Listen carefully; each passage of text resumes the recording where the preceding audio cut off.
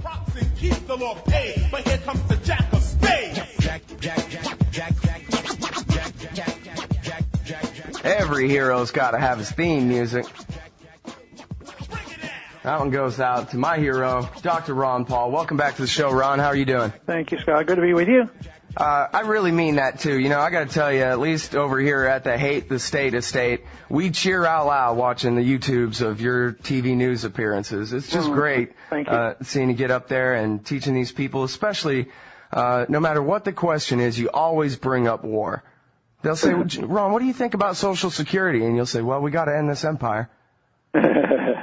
Well, you know, they try to separate them into two factions. You know, one is the foreign policy and one is domestic policy. And I argued that you can't separate the two. So if you want more money in our economy and the retired people take care of themselves and you have a free market, you want less war and less spending overseas.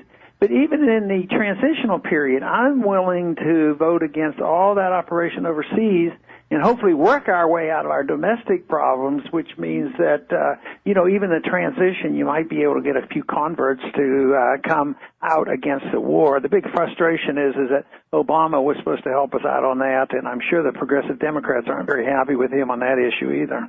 Yeah, well, they certainly don't have reason to be happy with him at all. So, you know, basically what's happening here with all these TV appearances that you've been doing, you know, it's so cool for those of us who were big fans back in the day when you were sort of underground and, hey, did you know that there's one good congressman and all that? Now it's totally different. Now, you know, you're a household name for everyone in the whole society. Everybody knows you now, and you've been doing, you know, since the beginning of your run for president, the world's greatest speaking tour on behalf of individual liberty and peace, I think probably ever, which, you know, it's got to feel great knowing that you're getting away with continuing to accomplish this on a daily basis. The people on the news keep calling you back because you have an answer for everything that they have to ask, and it really is great. And it seems like, I say all that to set up for a question here. It seems like it's working, at least on the young. And I'm joined here actually in the studio by my friend Nick Hancock, and he's from the Young Americans for Liberty and the Year of Youth, and he was there at CPAC and was part of, I believe, the voting population there that helped put you over the top a couple weekends ago. So welcome, Nick, and did you have a question for Dr. Paul about CPAC and the peace movement here? Yeah, hey, Dr. Paul, I have had the pleasure of meeting you a couple times, once in Los Angeles and then once in D.C. for CPAC. And real quick, I just want to say the youth movement is, if anyone has any doubts, I know Ron doesn't, but for anyone who has any doubts, there are real connections. These are real people with, you know, their hearts really in the movement.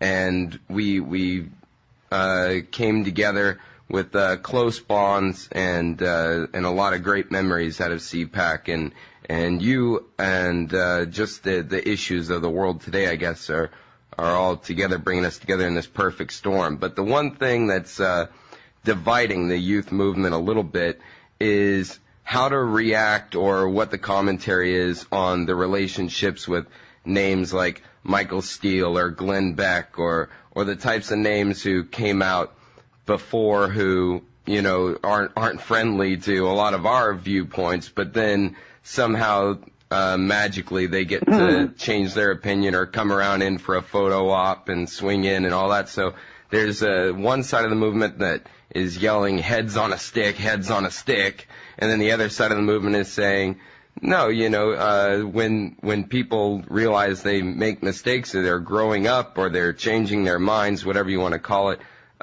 how do you address those issues, and how do you know when someone's being genuine or just trying to use you or influence your movement? I try to ignore the discussion of the personalities. I don't want it to be over personalities, and too often that becomes emotional. So I don't go out of my way if they mention somebody's name and say, do you think they're trying to come in and take over? They may well be. I don't want that to be the issue. I think the only issue should be is what we believe in. And I see my responsibility as setting a record, not only saying the right things, but voting the right way. I purposely avoided the best I could from ever mentioning George Bush's name when he was president, although I was opposed to his foreign policy and his, of course, domestic policy when it came to Patriot Act and other surveillance activities that he was participating in, that I didn't want to have to both get, take care of the emotional attachment to George Bush, especially since he was in Texas, and I didn't want to make it a personality thing.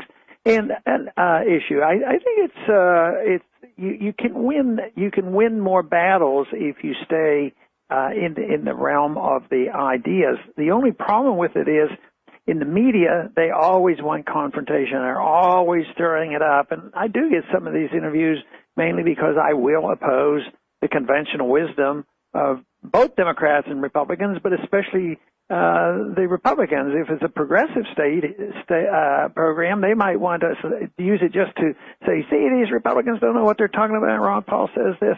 And I know what they're trying to do, but I really try to stay away from it. I don't want to have the job of not only promoting the ideas I believe in, and then I have to discredit the people who are in opposition when there's an emotional attachment. I try to avoid that the best I can. Well, it seems, Dr. Paul, like the real split on the right is over war, and the positions are really being solidified. It's funny because I know that you're almost alone in the House of Representatives, but ideologically out here in the world, where you have this whole Tea Party movement going on, and as you said, progressives who already are getting over Barack Obama after his expansion of the wars and so forth. I wonder, do you think it's possible that Nick and the Year of Youth types can actually help you? Is it an attainable goal, really, to kind of, to get the right wing to be anti-interventionist? I mean, it is Obama's war now, right? Yeah. What's to like about that? Well, I think one of the reasons why I did well in the election was it was no longer me confronting George Bush, and it was Obama's war, so this should soften the position of the conservatives. The conservative Republicans were positively opposed to Clinton's war in Bosnia, which, was an interventionist war. So I think there's reason to hope they'll do better, not maybe for a perfect reason, only because they're out of power right now. But next week is a very good chance that there's a group of us have gotten together, along with Dennis Kucinich and some other Democrats, and we've introduced a resolution challenging the war in Afghanistan based on the War Power Resolution.